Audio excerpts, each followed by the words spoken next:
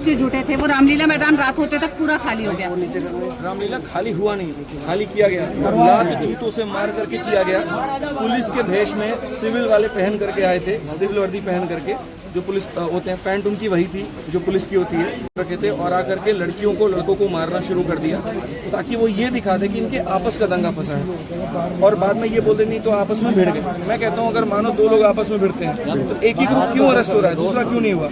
वो लोग कहाँ हैं जो हमारे साथ लोग? तो ये पूरी तरीके से इसको खत्म करने की प्लानिंग थी, जहाँ पर मेरा पूरा शर्ट भी फट गया, सब लोगों को चोटें भी आई, बटन भी नहीं है सर का। हाँ, लड़कियों को भी काफी ज्यादा चोट आया। ये तरीका था कि बस इसको खत्म करो। और सरकार भी इस बात को जानती है कि जिस दिन भारत में किसी भी जगह पर इतना बड़ी संख्या में युवा अगर इकट्ठा हो गया तो सिस्टम हिल जाएगा तो हिल जाएगा। लेकिन सवाल ये पूछा जा रहा है कि जब आपको प्रोटेस्ट करने की परमिशन शाम के 5 बजे तक की थी, आप प्रोटेस्ट ऑर्गेनाइज करवा रहे थे, तो आपने ये क्यों मेक श्योर नहीं किया कि 5 बजे के बाद वहाँ पर कोई जुटान न हो? जो स्टूडेंट्स जिनको आपने अपील की कि वो यहाँ तक आए, उनके लिए कोई व्यवस्था हो। आप ये बात एक तरफा कैसे कह सकते हैं कि हम प्रोटेस्ट कर रहे थे और सरकार हमारा प्रोटेस्ट खत्म करवाना चाह रही है? अगर मान लीजिए 5 बजे तक आपका परमिशन है, 3 बजे से ही ये सारी बातें अंदर से आनी शुरू हो गई थी कि दिल्ली पुलिस ने जो सोचा था बच्चों का, वो सिर्फ ये सोचा था कि दिल्ली के ही बच्चे होंगे। उनको ये नहीं पता था कि बाहर के राज्य के बच्चे होंगे। तो बाहर के राज्य के बच्चे भी काफ़ी भारी संख्या में आते हैं। होम मिनिस्ट्री में लगभग 3-4 बजे से ही फोन आना शुरू हो जाता है इनके पास में कि किसी भी तरीके से कल के कर इनका ख़त्म करो। 5 बजे के बाद ये निकल जाएंगे, 5 बजे बाद ये अपने घर चले जाएंगे, रात में सब घर पे सो रहे होंगे कि सुबह उठ के आना है, और सुबह ऐसा कर देंगे कि बैरिकेड टाइट कर देंगे, एंट्री नहीं देंगे। और ये काम ये 3 बजे से करना शुरू कर देते हैं। जो लोग पानी पीने के लिए बाहर निकलते हैं तो बैरक लगा देते हैं, वो अंदर नहीं आ सकते, और ऐसा ये होना शुरू हो जाता है। तो वो बहुत स्ट्रॉन्ग माइंड से जाता है। बच्चों में ये क्या हो जाता है कि अगर हम लोग उठ गए तो कल तो कर नहीं पाएंगे, तो इसलिए उठना ही नहीं। मानता हूँ कि ये गलत है, 5 बजे के परमिशन के बाद में 5 बजे के बाद बैठना ये गलत है, लेकिन आप अगर प्रोटेस्ट करते हैं, धरना देते, तो आप हर चीज़ सही नाप करके नहीं कर सकते। गलत तो ये भी है जो एडीक्यूटी कर रही है, गलत वो भी है जो एसएससी कर रही है।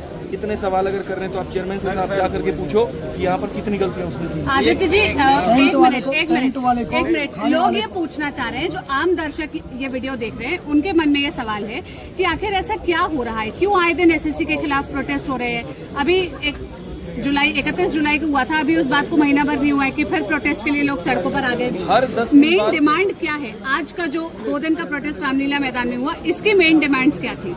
हमारे 3 डिमांड्स थे।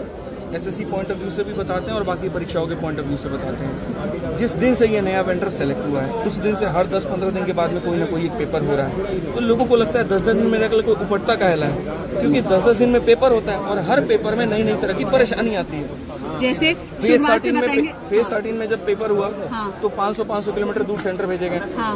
अंडमान निकोबार में सेंटर भेजा गया। कुछ सेंटर्स तो ऐसे थे जहाँ आप जा नहीं सकते, जंगल झाड़ में सेंटर था, नीचे आटा चक्की है, गाय का तबेला है और ऊपर सेंटर है। ये सारी परेशानी उसमें आती है। सर्वर के इश्यूज आते हैं, 20-20 मिनट तक बच्चे का पेपर ऑन ब्लैंक रह जाता है। चलो ये सारी की सारी बातें जब मिनिस्टर से कहते हैं तो वो कहते हैं अगले में सुधार कर देंगे। हाँ। स्टेनो में फिर से 500 किलोमीटर दूर सेंटर आता है। 79% लोगों को ही उनके 3 प्रेफरेंस वाले स्लॉट मिल पाते हैं, 21% लोगों को नहीं मिलता है। हाँ। और एवरेज दूरी जो रहती है वो 280 किलोमीटर की होती है। इतनी दूरी से उनको दूर भेजा जाता है। अब पहला ये पॉइंट। दूसरा, उसके बाद में स्टेनो में ये कहा गया कोई सर्वर इशू नहीं होगा, सर्वर इशू होता है। तीसरा, आप स्टेनो में देख लीजिए, नई बीमारी निकल के आती है। रीजनिंग के अंदर में यहाँ पर गणित के सवाल पूछे जाते हैं, जबकि गणित सिलेबस में नहीं होता। तो क्यों बच्चा परेशान नहीं होगा? क्यों हर दूसरी बात को सवाल नहीं करेगा सिस्टम से? ऑप्शंस ऐसे हैं बिल्कुल वाले, 3 ऑप्शन, 4 ऑप्शन, क्वेश्चन और ऑप्शन मैच नहीं करते। 13 की परीक्षा से स्टूडेंट्स परेशान थे। उसमें भी एडुकेटेड के पास टेंडर था। उसके बाद आप कह रहे हैं कि स्टेनो, और अब आप लोग प्रोटेस्ट कर रहे हैं कि जो सीजीएल का एग्जाम होने वाला है उसमें ऐसी गड़बड़ी ना हो। तो इसीलिए पहला मांग हमारा ये था कि एडिक्विटी हटाओ। दूसरा हमारा ये मांग था कि जैसे रेलवे की परीक्षा होती है, बाकी यूपीएसआई और बाकी स्टेट एग्जाम्स की परीक्षा होती है, उनमें क्या होता है कि खाली ये बता दिया जाएगा कि फॉर्म का फीस इतना है और इतना पद है। पेपर कब होगा इसके बारे में कोई जानकारी नहीं होती है। सोचिए अगर भारत में चुनाव इस व्यवस्था पर होने लगे कि यहाँ पर 5 साल के बाद में जो चुनाव होता है, रिजल्ट घोषित होता है, सारी चीज़ें उसको अनिश्चित कर दिया जाए, तो क्या व्यवस्था बनी रहेगी? तो बच्चे के साथ में ऐसा क्यों करते हैं आप? 2014 का पेपर जा करके आप 2022 में बिहार एसएससी का पेपर लेते हैं।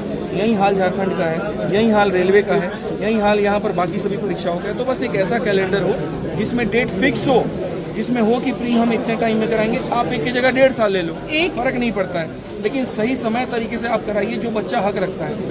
एक आखिरी सवाल, आरोप ये लग रहे हैं कि जो अलग अलग प्रोटेस्ट ऑर्गेनाइज किए जा रहे हैं, चाहे वो 31 जुलाई को हो या 24 अगस्त को हो रहा हो, ये टीचर्स के बीच में आपसी रंजिश का भी मामला है कि पिछले प्रोटेस्ट में किसी और टीचर को फुटेज मिल गया, इस वाले प्रोटेस्ट से कोई और टीचर अटेंशन लेना चाह रहे हैं, और ये टीचर्स बच्चों को टूल की तरह इस्तेमाल कर रहे हैं। जो उनका बेस है, जिनको वो पढ़ाते हैं, जिनके ऊपर उनका इन्फ्लुएंस है, उनको बोल रहे हैं कि यहाँ दिल्ली आइए, अलग अलग राज्यों से आइए, और उनके लिए वो प्रॉपर व्यवस्था तक नहीं कर रहे हैं। मैम, हर किसी की सोचने की मानसिकता अलग होती है। अगर कोई बदलाव के नज़रिए से देखता है तो वो ये बारे में सोचता नहीं है, और कोई अगर टीआरपी के नज़रिए से देखता है तो इसके बारे में, इसके अलावा कुछ और वो सोच भी नहीं सकता। अब बाकी लोग क्या सोचते हैं इसके बारे में मैं नहीं कह सकता हूँ। मेरी इंडिविजुअल राय इतनी है, और मेरा शुरू से बस इतना रहा है कि अगर कहीं पर बच्चों के साथ में गलत हो रहा है तो हम शुरू से वहाँ पर लड़ेंगे। ये हमारे लिए पहला नहीं था। आप थोड़ा सा इतिहास अगर पीछे का जानेंगे तो हम यूपी कांस्टेबल हम लोगों ने, सभी लोगों ने, मैं, विवेक सर, नवीन सर थे, सब लोगों ने वहाँ भी आवाज़ उठाई, वहाँ भी हमने ओंकार भरा, और योगी जी की सरकार में भरा। तो क्या वो भी एक टीआरपी का माध्यम? 2 दिन के अंदर कैंसिल भी ठीक हुआ। है, एक दूसरा तरीका ये भी है कि ऐसा कर दिया जाए, ऐसा माहौल बना दिया जाए कि उसके बाद में बच्चा प्रोटेस्ट को खत्म ही मान ले। उसके बाद में मैं आपको बताता हूँ, सीधा सीधा जवाब मैं आपको देता हूँ। कुछ लोगों की ये मानसिकता बन गई है कि लांछन लगा करके किसी भी तरीके से ये साबित कर देना कि बच्चों प्रोटेस्ट में मत आना, FIR हो जाएगा, प्रोटेस्ट में मत आना, ये टीचर तुम्हें पिटवा देंगे। बस बच्चे थे उनको छोड़ दिया गया। और किसने छोड़ा बताइए? अभी सारे शिक्षकों ने जाकर के 1 बजे छोड़े।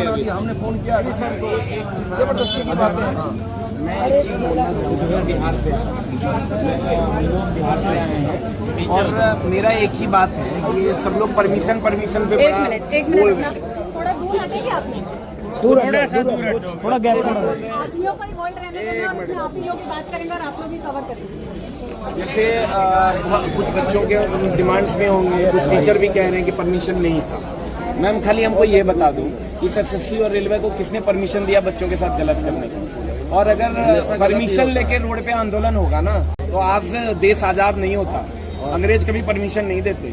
सत्ता के खिलाफ अगर आवाज उठानी है ना, तो उसके लिए परमिशन की जरूरत नहीं है, उसके लिए जोर से चिल्लाने की जरूरत है।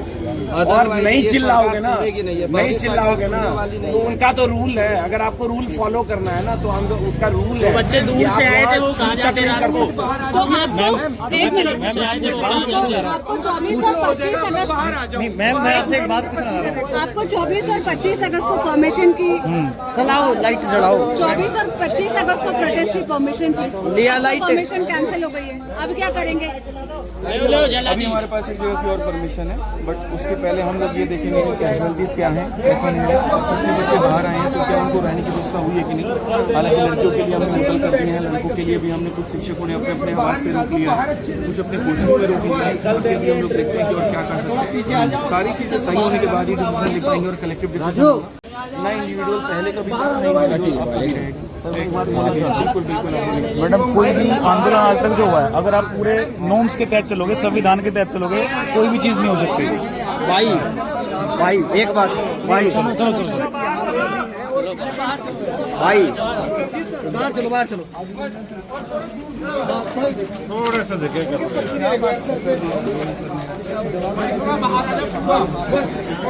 तो भाई बार एक के सवाल आवा भाई, बच्चों को परमिशन का क्यों नहीं बताया, बच्चों को परमिशन का क्यों नहीं बताया, इतनी दूर से बुला लिया। चलो भाई, अभी तो गुरु जी दुखी है, बाकी पूछेंगे भाई, ये बात भी पूछूंगा, कल पूछूंगा। हम लोग आनंद थाने से आ रहे हैं, 26 बच्चों को छोड़ दिया गया है, लेकिन इसमें बच्चों के साथ ऐसा व्यवहार किया गया है, बच्चों को गाली दिया गया है।